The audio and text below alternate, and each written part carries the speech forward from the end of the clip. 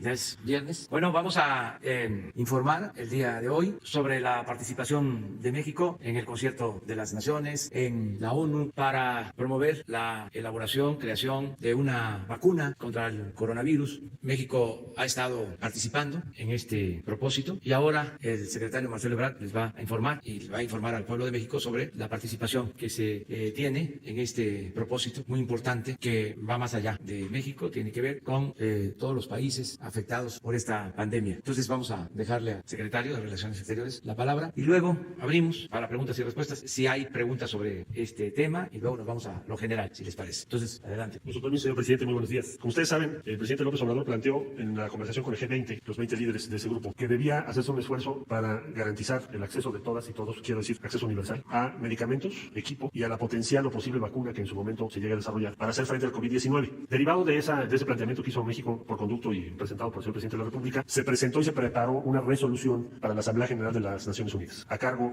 del embajador de la Fuente, Juan Ramón de la Fuente. Fue aprobada esta resolución por 179 países, con lo cual es la resolución que México haya presentado con más respaldo en la historia en las Naciones Unidas. Aprovecho para agradecer el respaldo de todos esos países. ¿Qué pasó después de esa resolución? ¿Es un pronunciamiento o tiene algún efecto? No, es un mandato aprobado por la Asamblea General al secretario general y a las instituciones de las Naciones Unidas, señaladamente a la Organización Mundial de la Salud y, por supuesto, en primer término, al propio secretario general de las Naciones Unidas. Derivado de todo esto que acabo de referir, la Unión Europea, la Organización Mundial de la Salud, el gobierno de Noruega y otras iniciativas mundiales convocaron, coincidiendo con la resolución que acabo de platicarles, convocaron un esfuerzo global, mundial, para que las instituciones de investigación que cada país proponga puedan en conjunto trabajar de investigación de las posibles vacunas. México participó en ello, nos estamos uniendo a esa iniciativa, estamos invitando a la Universidad Nacional Autónoma de México, estamos invitando al Instituto Nacional de Nutrición y a varios investigadores que están en diversas instituciones, tanto el sector público como privado en el resto del país, por ejemplo, TechSalud, que tiene su sede en Monterrey, centros de investigación de universidades como la Universidad de Querétaro y algunas otras instituciones, para participar especialmente en 3 protocolos en curso de investigación que van a ingresar pronto a lo que se denomina la fase 1, es cuando se empieza a probar diversas investigaciones en términos clínicos. El presidente de la República nos pidió que aceleráramos el paso para que no llegáramos tarde a estas iniciativas. Debo decir que también en México hay diversas investigaciones en curso. Tenemos que decir qué proponer, qué opinar y cómo participar. México hoy por hoy es de los 12 países del mundo con mayor participación en los protocolos de investigación sobre este virus. También hemos invitado a los países de América Latina y el Caribe en la condición que México tiene hoy de presidente pro tempore de la Comunidad de Estados Latinoamericanos y del Caribe. Entonces estamos haciendo esa invitación a otros países de América Latina y del Caribe. Vamos a estar informando los avances de esto. Desde luego, todo se ha hecho con la orientación del doctor Alcocer, quien además es un especialista en la materia, y les estaremos informando los resultados que logremos. En el ámbito de la relación con laboratorios de carácter privado, hemos ido avanzando con el laboratorio en Estados Unidos, Gilead, que desarrolló Remdesivir. Y ahí lo que es el objetivo prioritario de México es poder tener acceso en tiempo y forma al medicamento que en su momento se ponga en circulación. No estamos poniendo, como ustedes ven, todos los esfuerzos en una sola expectativa, sino se está participando en diferentes tipos de desarrollos. Pero México está presente y está en tiempo y forma, siguiendo el espíritu de la resolución presentada ante la Asamblea General de las Naciones Unidas. Sería mi reporte para ustedes. Y estaríamos si hay alguna pregunta sobre este tema, por favor. Buenos días. Juan Hernández del periódico Basta de Grupo Cantón. Sobre estos equipos, estos grupos que están participando en estas fases, ¿cómo los están distribuyendo? Escuché que estaba mencionando ahorita a la Universidad de Querétaro, bueno, perdón, el Centro de Investigación de Querétaro, a la Universidad Nacional Autónoma de México, diversos grupos. ¿Cómo los están distribuyendo? ¿Va a ser por zonas o va a ser por tipo de investigación? ¿Cuántos especialistas están participando? No sé si le están dando ese dato. Y sobre todo, y más importante, ¿cómo está México aportando en cuestión de recursos económicos precisamente a esta investigación? Y después, si me permite al presidente, hacerle otra pregunta. Gracias. Sí, con mucho gusto. La aportación nuestra en este momento para ingresar al equipo es de €1 millón. Y posteriormente tendremos que hacer aportaciones mayores dependiendo de los protocolos en los que estemos, porque tenemos que financiarlo entre todos los países. Y si me permites, trato de describir lo mejor posible la lógica de esto. Evidentemente, la mayor inversión la están haciendo laboratorios privados, los que tienen mayor presencia, los que tienen una infraestructura de investigación. Pero en esta iniciativa, lo que destaca es la participación de instituciones universitarias y centros de investigación. Entonces, el objetivo, ¿cuál es? Que se pueda llegar, primero, lo más pronto posible, al desarrollo de una vacuna. Segundo, igualmente importante, que sea de acceso público. Es decir, el acuerdo primordial de esta iniciativa que estoy refiriendo es que a la vacuna que se llegue se pondrá a disposición de todos. ¿Y eso qué beneficio puede tener? Pues es evidente que puede llevar a una corrección, a una limitación de los abusos que se pueden cometer en un futuro próximo. Cuando se llegue una vacuna a algún laboratorio, pues podemos imaginar lo difícil que podría ser para muchos países acceder por los precios o por la falta de disponibilidad.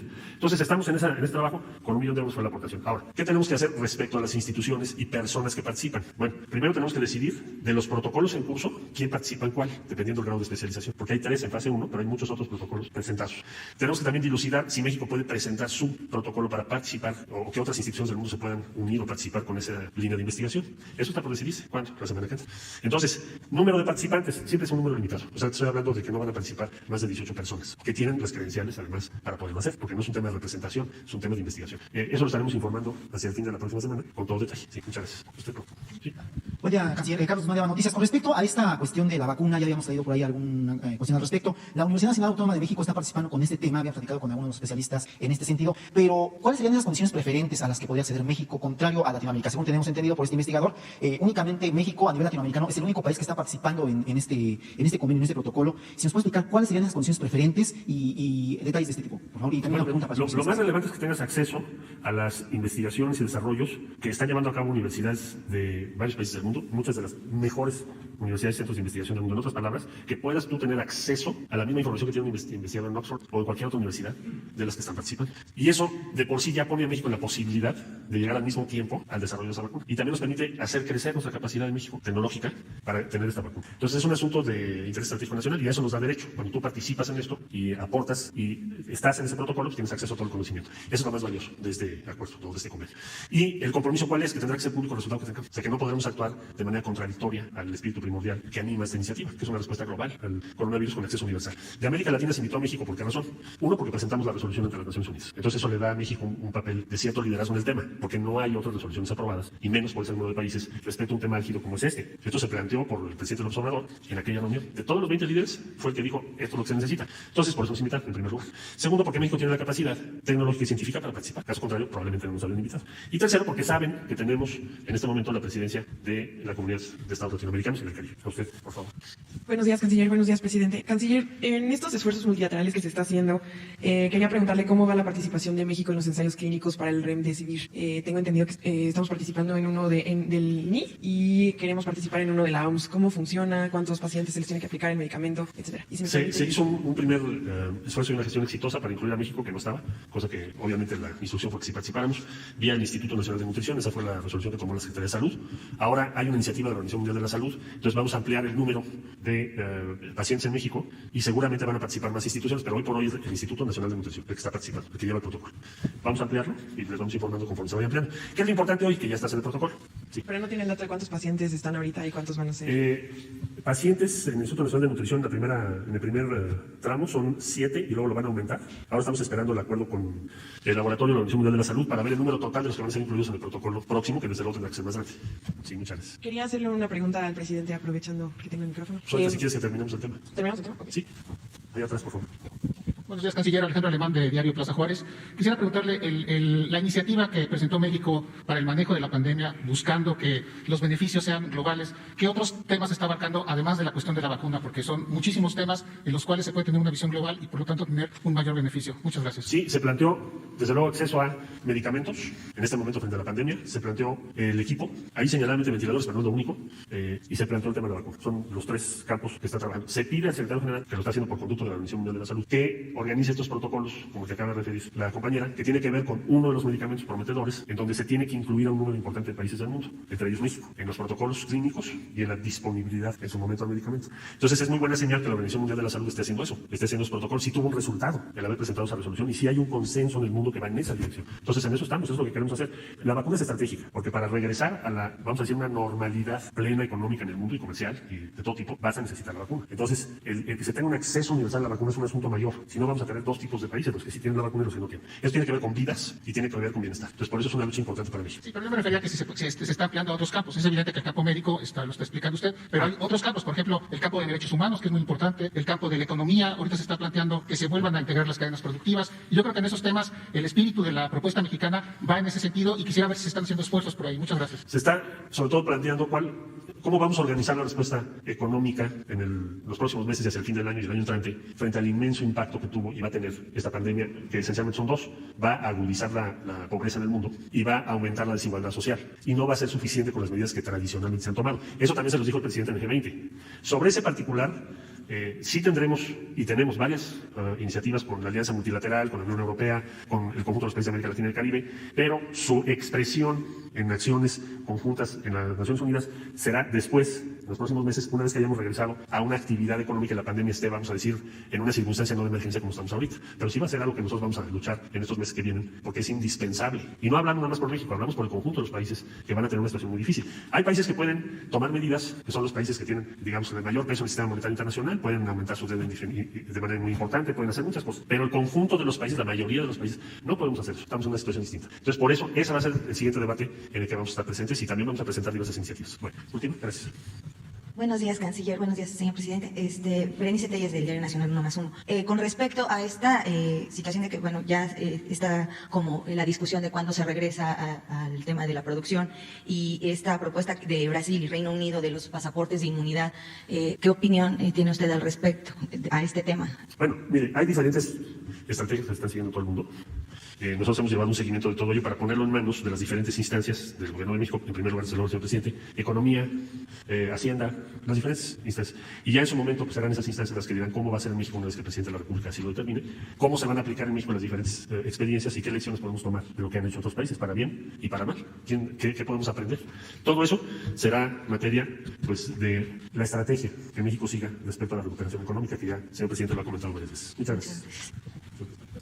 Miren, sobre este tema, por lo que planteó mi compañero, yo escribí un texto sobre las lecciones de la pandemia y al final del texto hago una síntesis, un resumen de lo que considero más importante. Y en este texto hablo de garantizar el derecho universal a la salud, que no se deje al mercado el tema de la salud, que no sea un asunto mercantil, sino que sea un asunto vinculado estrechamente a los derechos humanos, al derecho que tenemos todos los seres humanos a estar sanos y vivir con salud. Esto lo expreso. Me gustaría que si pueden poner el texto sobre las lecciones, porque no solo lo escribí para México, sino como una aportación para la discusión, el debate, las reflexiones, los análisis que se están haciendo a nivel mundial sobre este tema. Ayer precisamente me informó la embajadora de México en Estados Unidos, Marta Bárcena, que ya este texto ha sido pues solicitado, ya se hizo una traducción y se está difundiendo, incluso lo han solicitado en algunos medios, la prensa, pidiéndonos autorización para publicar en síntesis, porque es extenso, no se puede publicar todo en periódicos. Pero la parte final, el punto 1 de la parte final, es indispensable fortalecer los sistemas públicos de salud y al mismo tiempo considerar que al igual que la educación y la seguridad social, la salud no puede ser una simple mercancía ni un privilegio, sino un derecho inherente a todos los seres humanos. Por ello, los presupuestos destinados a estos rubros no son gastos, sino inversión en el recurso más valioso y preciado de cualquier país, su población. El 2, es impostergable atender el grave problema de las enfermedades crónicas. Esto aplica para México y para todo el mundo. En los hechos, las pandemias sanitarias que han causado más fallecimientos en el mundo. Es decir, son muchos más los que pierden la vida por infartos, obesidad, diabetes, que los que desgraciadamente morirán por coronavirus. Es cierto que las enfermedades crónicas en buena medida son hereditarias, pero se producen o se exacerban por el consumo de productos industrializados y los malos hábitos alimenticios. De ahí la perentoria necesidad de un movimiento global de prevención y educación para la salud, orientación nutricional y fomento al ejercicio físico y a las prácticas del deporte. Por ejemplo, nos está dejando la pandemia como lección que en la educación formal debe ser materia obligada, básica, no optativa, la educación para la salud y la nutrición en los planes de estudio. 3, es indispensable un mundo más solidario para hacer valer la fraternidad universal, empezando por evitar acaparamiento en alimentos, medicamentos y equipos hospitalarios. En todo lo relacionado con la salud debe establecerse una estricta regulación del monopolio y del lucro y un control de la comercialización de medicinas e insumos médicos. Se debe garantizar que ninguna persona en el planeta se vea privada de medicinas, atención médica o servicios hospitalarios por falta de recursos económicos o porque el mercado hace inalcanzables tales prestaciones. Vuelvo a reafirmar la importancia que tiene la salud como un derecho humano fundamental. 4. La Organización de Naciones Unidas y la Organización Mundial de la Salud, OMS, deben de convocar de inmediato a gobiernos y científicos del mundo para la creación de vacunas contra el coronavirus y otros males. Sobre esto es lo que informa Marcelo, y no es un asunto solo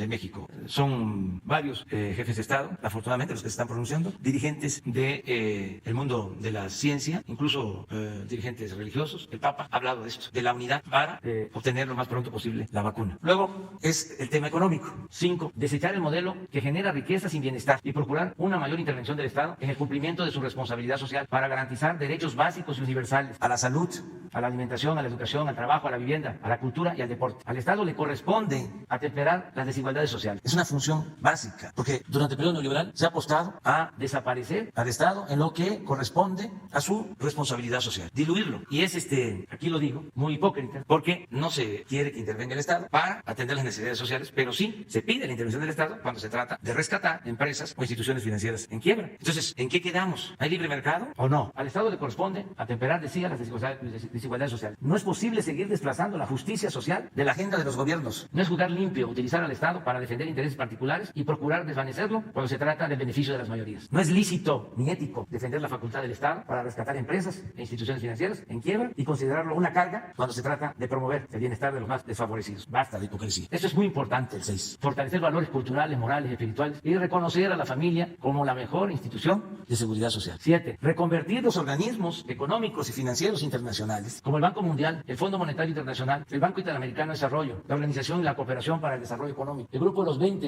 el G20, entre otros, en verdaderos promotores de la cooperación para el desarrollo y el bienestar de los pueblos y de las naciones. Esto también es un tema a tratar, el papel de estos organismos en esta nueva etapa. 8. Procurar que las ideas y las acciones de los gobiernos de los países del mundo se guíen por principios humanitarios, más que por intereses económicos, personales, de grupos o de potencias, por legítimos que sean. No a la violencia ni a las guerras de ninguna índole. No al predominio de grupos de presión o intereses creados. No a la desigualdad, no al racismo, no a las dictaduras. Sí a la paz, a la justicia, a la igualdad, a la libertad, a la democracia y al bienestar. Estas son 8 lecciones. Y además termino. La pandemia aún en curso nos dejará, desgraciadamente, centenares de miles de ausencias irreparables y una economía dislocada y severamente disminuida. En muchos sentidos tenemos que darnos a la tarea de reconstruir el mundo. Hago votos porque se logre sobre bases nuevas y propuestas que nos permitan aprovechar lo bueno que nos ha dejado esta crisis. La comprobación y la certeza de que tanto para individuos como para naciones el cuidado de la salud ha de ser una tarea colectiva y solidaria. Si aplicamos el sálvese quien pueda, no se salva nadie o casi nadie. Somos seres gregarios por naturaleza y todas las personas y todos los pueblos pertenecemos a una misma familia, la humanidad. Estas son las lecciones que tienen que ver con lo de la vacuna, que tienen que ver con lo que se está haciendo. El papel de México en el concierto de las naciones, aportando de acuerdo a las experiencias nuestras. A ver, vamos y luego... Queda claro que a los mexicanos que la histórica cuarta transformación quiere usted consumarla y defenderla hasta con su propia vida, pero ¿cómo usted evitará que los neoliberales y la corrupción regresen al poder? ¿Qué hará para que el próximo gobierno dé continuidad al proceso de transformación que usted quiere dejar como gran herencia y que es un México limpio de corrupción? ¿Cómo lo va a garantizar? Gracias. Pues con ustedes, con el pueblo, con la gente, lo que estamos haciendo es construyendo entre todos un hábito en favor de la honestidad, es convertir la honestidad en forma de vida y en forma de gobierno. Si seguimos avanzando en este propósito, si se convierte en una necesidad, una demanda colectiva, va a ser muy difícil que se den retrocesos. Se va creando una voluntad colectiva dispuesta a hacer valer la honestidad. No se va a poder dar marcha atrás, no se van a poder ocultar las cosas. Ya entramos a una etapa en que se ejercen más las libertades, hay más denuncias, la vida pública es más transparente, es cada vez más pública. Ya está el tema en la agenda, en el debate público. Antes el tema de la corrupción no era parte de la agenda. Me empezaron a hablar de reformas estructurales, reforma educativa, reforma fiscal, reforma energética. Lo más que se hizo fue simular en cuanto a la transparencia,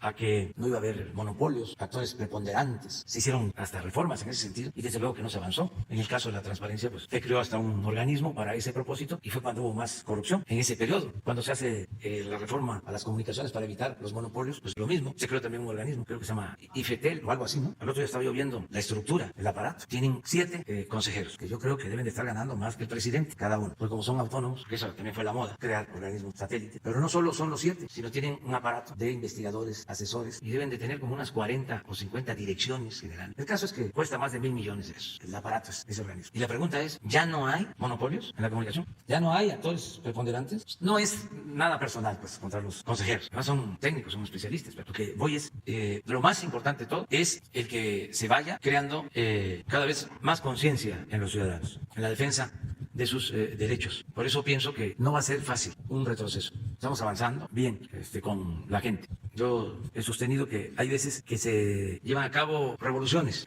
hay confrontación armada, triunfan los movimientos revolucionarios, pero como son movimientos por lo general impulsados por una vanguardia, por un grupo, puede ser numeroso, pero no, es de la población mayoritaria. Cuando se llega al gobierno, se corre el riesgo de que los que llegan se desvíen y traicionen, porque no es un movimiento colectivo de toma de conciencia. El fenómeno de México, por eso es importante, porque estamos hablando de millones de ciudadanos. No es una vanguardia, es la inmensa mayoría del pueblo que ha tomado conciencia, y eso es una garantía mayor para que no se cometan abusos, para que no haya retrocesos, que no continúe la corrupción. No es fácil conseguir esta transformación, pero se ha ido avanzando y lo vamos a seguir haciendo. La compañera. Gracias, presidente. Quería preguntarle qué opinión le merece que exsecretarios de los gobiernos anteriores, exsecretarios de salud de los gobiernos anteriores, estén criticando fuertemente la estrategia de COVID-19. Ellos dicen que se reaccionó muy tarde, que los datos están cambiantes, que los casos de influenza pueden ser COVID-19 y que se tendría que aplicar pruebas a todos los casos sospechosos. Pues respeto esas opiniones, pero pues tienen que ver con los intereses políticos, partidistas. Todos ellos estuvieron en gobiernos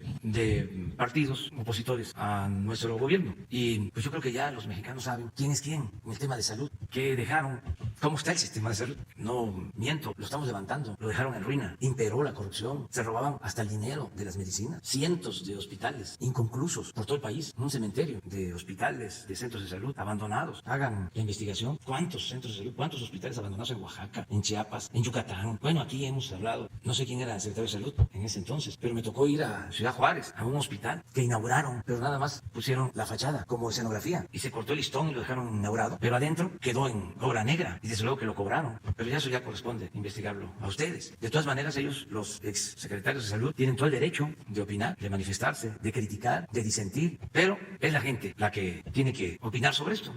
Yo decía, lo voy a repetir, que eso que llamaban seguro popular ni era seguro ni era popular. No había medicinas, no había médicos y mucha corrupción, muchísima corrupción. Entonces es natural que ellos no vean con buenos ojos lo que nosotros estamos haciendo. Pero qué bueno que hay este debate. Nosotros le tenemos mucha confianza al doctor Alcocer, que es un científico, pero además un hombre honesto. No me vayan a decir que no sabe de medicina el doctor Alcocer, porque ha estado en el Instituto de Nutrición años como médico y como investigador, Premio Nacional de Ciencia. El doctor Hugo López-Gatell, que es el que más cuestiona, pues lo mismo, un académico de primer orden, con muy buena formación, con cultura general, una gente honesta, humanista, con una postura en favor de la gente, en favor del pueblo, no a favor del mercantilismo, que desgraciadamente también llegó a predominar en el periodo neoliberal en todo lo relacionado con la salud, como se decía antes, de los médicos que solo buscaban enriquecerse, que llegaba el paciente y lo primero que hacían era preguntarle, ¿qué tienes? No, pues es que me duele acá, doctor. No, ¿qué tienes de bienes? Eso no es el doctor Alcocer, Hugo López-Gatell. Es otra cosa completamente distinta. Pero, repito, tienen derecho a manifestarse, a criticar. Es un gobierno democrático el nuestro, respetuoso de todos los puntos de vista. En otro tema, presidente, Javier Portugal Dorantes y Paloma Aguilar Correa fueron parte de su ayudantía y ahora ocupan puestos directivos en el SAT. Ninguno de los dos tiene experiencia en temas fiscales y yo quería preguntarles si están preparados para esos puestos o por qué se tomó la decisión de contratarlos ahí. Gracias. Tienen mucha experiencia. ¿Y saben qué tienen? No conozco, no recuerdo ahora a Portugal, pero sí a Paloma. Seguramente conozco también a Portugal, pero no lo identifico. Pero a Paloma sí. ¿Sabe qué tiene Paloma? Que es una joven abogada que tiene un gran mérito, algo que para mí es fundamental. De lo que estábamos hablando. Es una mujer con convicciones y honesta, incorruptible. Y eso es lo que se necesita en el SAT y en todo el gobierno. Servidores públicos que no tengan precio, que no se vendan, que sean honestos. Estamos limpiando en el SAT, en aduanas, y lo que estamos haciendo es impulsando a jóvenes, a gente honesta, para ocupar cargos estratégicos, claves, donde llegan los cañonazos. Antes así arreglaban todo. Bueno, ellos eran los que dominaban en el SAT. Esta nota seguramente no lo he visto, pero la haber sacado Reforma. ¿Quién? Sí, ese ya me lo sé. Es como lo de las figuritas. Ya la tengo. Esta ya la tengo. Porque ellos también sacaron de que había persecución, terrorismo fiscal, porque muchos de sus patrocinadores estaban acostumbrados a no pagar impuestos. Entonces, ese tema les molesta mucho. Pero también, como hablábamos de los exsecretarios de salud, están en su derecho. La Reforma y todos los medios. Ahora sí que viva la crítica y que haya reflexión, que haya análisis, que haya polémica. Es bueno esto, muy bueno. Gracias, presidente. Buenos días. Esteban Durán, Grupo México Publica Diario, Jalisco Publica Diario. El subsecretario de Educación, Marcos Bucio, propone el regreso a clases siempre y cuando se les consulte a los padres de familia si están de acuerdo en esto o no. Sin embargo, ¿no cree usted que este tipo de declaraciones no hacen más que crear más incertidumbre en los papás? ¿Por qué? Porque ellos no tienen la suficiente información. Quienes tienen la información, pues es obviamente las autoridades de salud y las de educación. Entonces, Entonces pienso yo que aquí debería de haber una coordinación entre ambas para ellos determinar si es factible el regreso a clases. No sé qué opinión tenga al respecto. Pero no escuché quién hace la propuesta. Bucio, le digo bien, Marcos Bucio, subsecretario de Educación Pública. Quien dice que va a considerar a los padres de familia para ver si estos deciden que se regrese a clases. No va a ser así, no es así.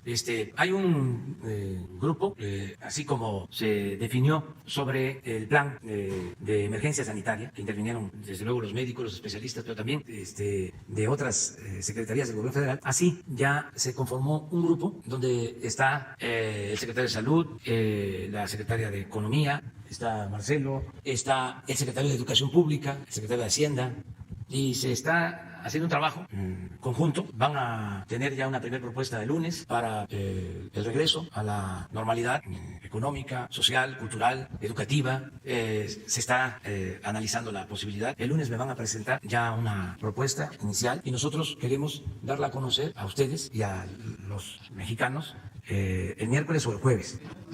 No, se va a poner en consideración de todos, porque es un plan nacional y se está desde luego consultando ya pues a la gente. El secretario de Educación Pública está hablando con maestros, con los especialistas, pedagogos, todos consultando. La secretaria de Economía tiene consulta con empresarios, consulta también con sus homólogos, funcionarios del gobierno de Estados Unidos, de Canadá. Está participando también la secretaria de Trabajo. Es un grupo.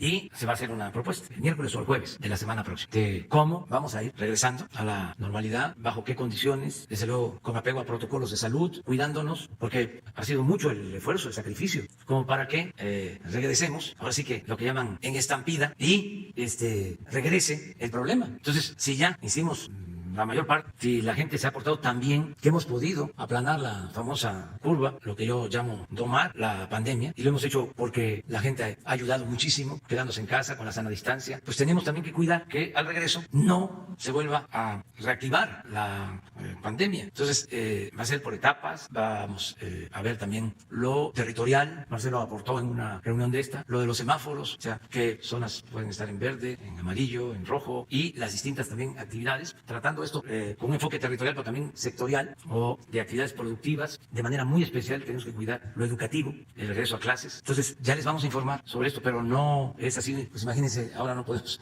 convocar a una consulta, no es posible hacerlo, pero sí tenemos todos los elementos y se está recogiendo la información. Marcelo hablaba del análisis que se está llevando a cabo de las experiencias en otros países, cómo lo están haciendo. Claro, tenemos que partir de nuestra realidad.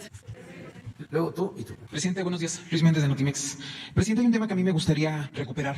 Hace 2 semanas, usted hablaba sobre un equipo de jueces que estaban bajo su liderazgo para este combate a la corrupción y para atacar esta evasión de impuestos que la gente no quería pagar, los empresarios específicamente. Pero hace unos meses usted también nos habló de que estas personas que evadieron impuestos serían un desplegado público, reconociendo que habían evadido sus impuestos. ¿Qué pasó con ese desplegado, presidente? ¿En qué acordaron este grupo de empresarios que sí, usted nos ha dicho, regresaron o pagaron lo que adeudaban? Y si podría darnos un balance de cuánto se ha logrado recuperar por el combate a la corrupción y se ha devuelto al instituto para devolver al pueblo lo robado. Ese sería el primer planteamiento, presidente, que le tengo. Sí, pues no tengo datos precisos, pero sí hemos logrado en los dos casos, tanto en el cobro de impuestos o deudas de empresas que no pagaban, se ha logrado recuperar bastante. Es una buena cantidad que les podemos informar pronto, la semana que viene, de cuánto se ha recuperado, y también informarles de cuánto se ha obtenido con las subastas de bienes de procedencia ilícita que se han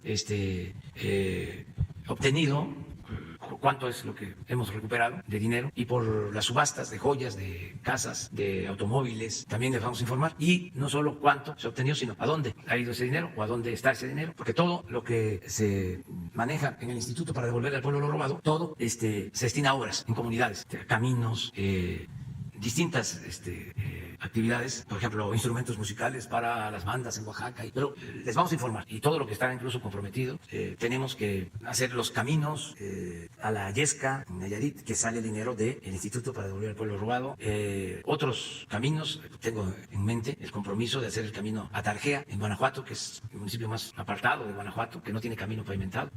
ese es un compromiso. Caminos en Oaxaca, Hidalgo-Titlán, en Veracruz también es otro compromiso de hacer el camino con esos fondos y así muchas cosas. Pero bueno, informamos. ¿Se ha tomado dinero de este combate a la corrupción recuperado para destinarlo para atender la pandemia, presidente? También se ha entregado dinero y sobre todo se han entregado equipos de aduana que se tenían en bodegas al Ejército, a Marina. Todo esto lo vamos a informar de todo lo que se ha utilizado para eso. Y vamos a seguir, bueno, recuerden ustedes que la Fiscalía General otorgó 3,000 millones de pesos, 2,000 o 3,000, 3,000 millones de pesos. Eso es para equipo médico. Han habido donaciones también para equipo médico. Ya vamos a hablar muy pronto sobre el avión presidencial. Hay una oferta de compra, pero de todas maneras el avión se va a rifar y queremos hacerlo el 15 de septiembre. También les puedo informar que ya terminó su periodo de pruebas el avión. Lo volaron antier y no tuvo ninguna falla. Ya están posibilidades de regresar, pero como hay una oferta de compra, se va a dejar unos días para ver si se concreta la venta, pero ya les vamos también a informar sobre eso. ¿Internacional o nacional, presidente? ¿Mande? ¿Es un comprador nacional o internacional? Internacional.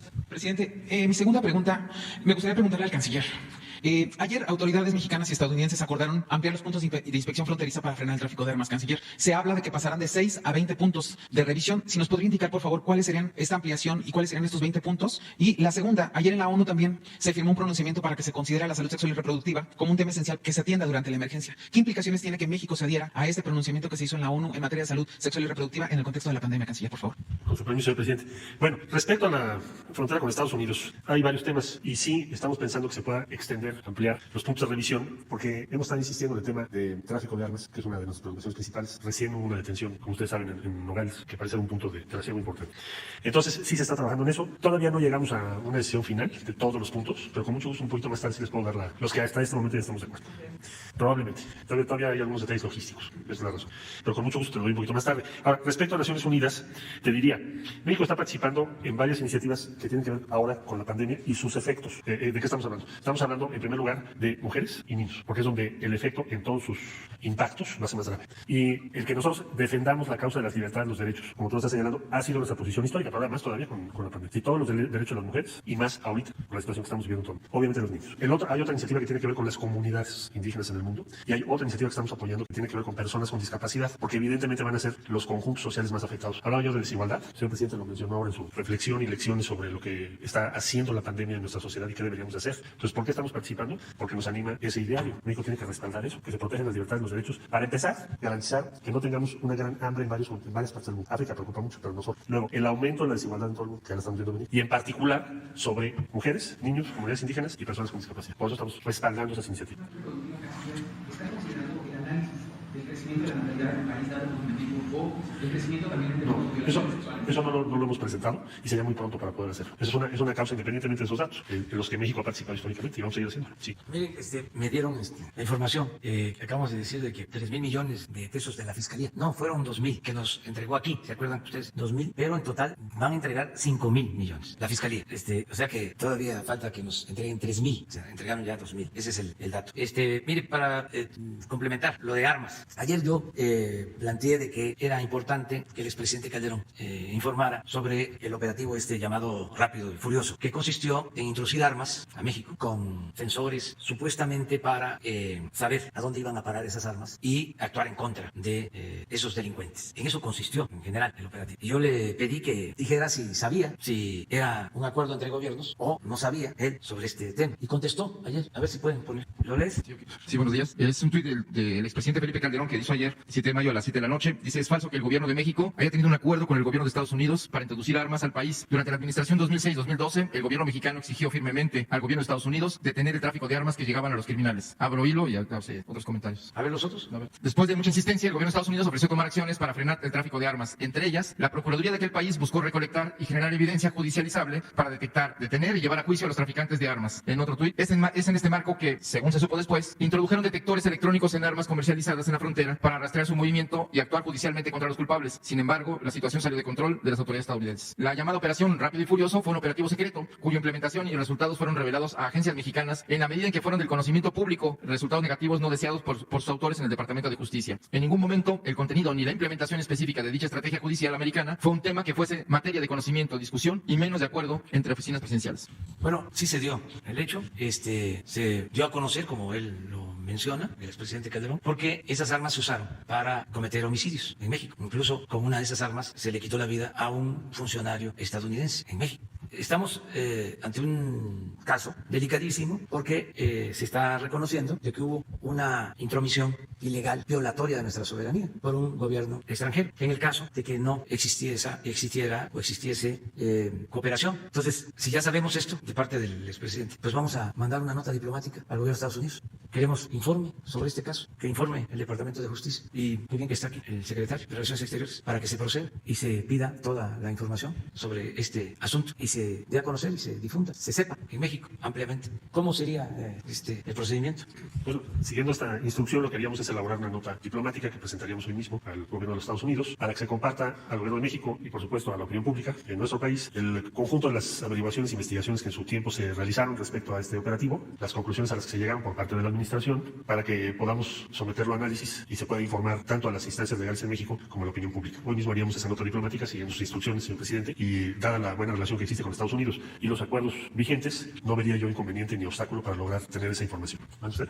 Al Departamento de Estado, la nota diplomática. Muy bien. Es nada más para aclarar, porque sí, en caso de ser cierta, que no estoy poniendo en duda su respuesta, lo que me parece grave es que se haya llevado a cabo una intervención violatoria de nuestra Constitución, de nuestra soberanía, un operativo secreto, y que se haya causado la muerte con esas armas a mexicanos y, como ya lo dije, a un extranjero. ¿Cómo hacer eso?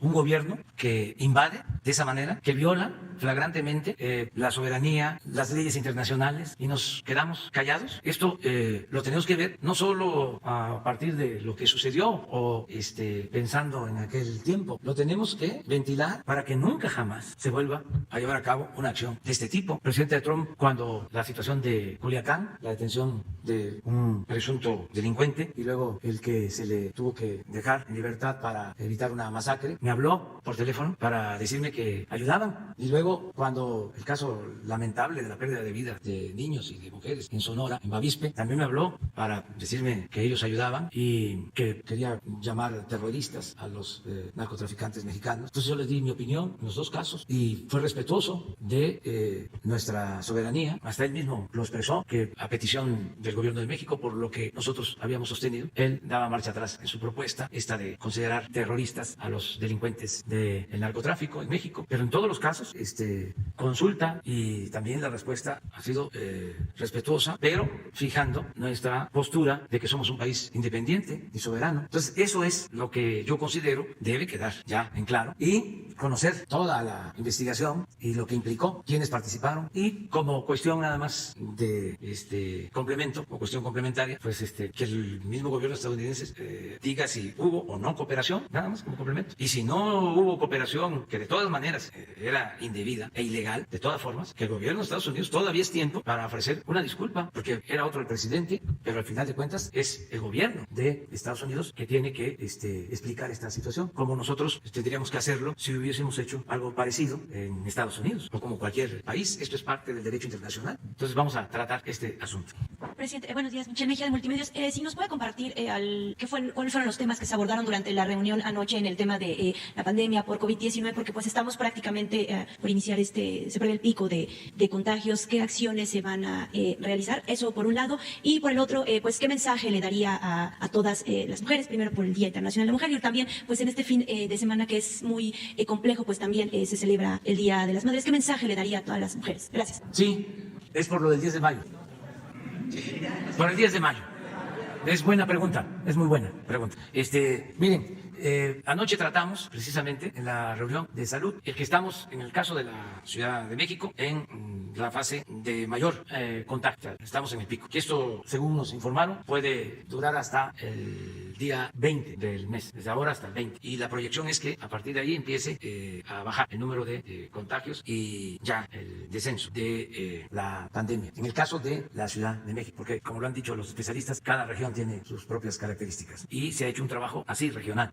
es muy importante que continuemos con la disciplina, siguiendo al pie de la letra las recomendaciones, que ya falta poco, lo que dijimos, ya vamos a salir, ya se ve la luz al final del túnel. Entonces, que estos días, que ya son pocos, procuremos seguir en nuestras casas, cuidándonos, como lo hemos hecho, cuidando a los adultos mayores, cuidando a los enfermos, que continuemos como se ha venido haciendo, que ha sido ejemplar. Repito, medalla de oro al pueblo de México, medalla de plata a los médicos, a las enfermeras, héroes y heroínas que están en los hospitales salvando vidas, entregados por completo a esta misión humanitaria. Y en tercer lugar, el bronce para los médicos, especialistas, científicos, para personalizar al doctor Alcocer, al doctor Hugo López-Gatell y a todo el equipo de expertos que nos ha ayudado. Entonces, pero lo principal es la gente, porque no ha habido medidas coercitivas. Esto es un ejemplo, no es lo que ha sucedido en otras partes del mundo, en donde es una prohibición, incluso con uso de la fuerza, donde es prohibido salir. Acá no, acá ha sido mediante el convencimiento y la gente ha respondido. Entonces, seguimos así. Anoche vimos el comportamiento en los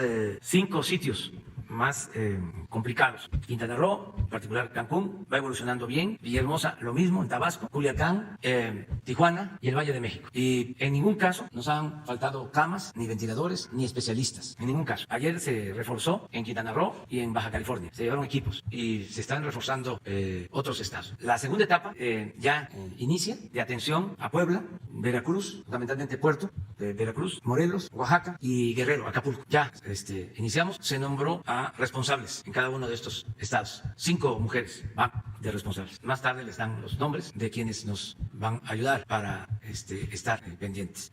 Hay un caso de una senadora que va a pedir permiso, Susana Hart, que va a Oaxaca a ayudar.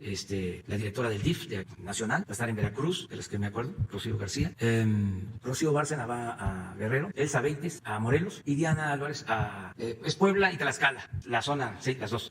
Ya estamos trabajando. Acerca del Día de las Madres, bueno, pues que cuidemos a las mamás, a las madrecitas y que nos cuidemos todos. Ya va a haber tiempo de apapacho, ya va a haber tiempo de apapacho. Ahora que les enviemos un saludo, les grabemos un mensaje, los hijos, hijas, nietos, en fin, todos, pero con sana distancia. Ya va a haber tiempo. En el caso de la Ciudad de México, habla del 10 de julio para hacer la fiesta, el 10 de, pero se puede también el 10 de mayo, nada más que expresarlo de otra manera, expresar el cariño que se le tiene a las madres, ¿no? A las que viven y a las que ya no están con nosotros, pero sí, ¿por qué no festejar de manera distinta? Yo de una vez les adelanto que con mi esposa vamos a enviar un saludo y no sé qué ella vaya a decir, pero yo sí voy a ofrecer algo, ya sea con un cassette, ya no hay, ¿verdad? O un video, pero precisamente les voy a dedicar una canción que me gusta mucho de Juan Gabriel, que se llama Amor Eterno. Amor Eterno. Ahí de una vez les invito para que en la mañana del domingo la escuchen. No, pero a lo mejor conseguimos a alguien que la cante. No se pueden tampoco los mariachis, bueno, solo con sana distancia y que no sean muchos. No, mariachi no, porque van a querer hacer lo mismo y voy a dar mal ejemplo. No, sí, música. Además ya está hasta por adelantado. Ya nos vamos, mañana nos vemos. Mañana es sábado, sí.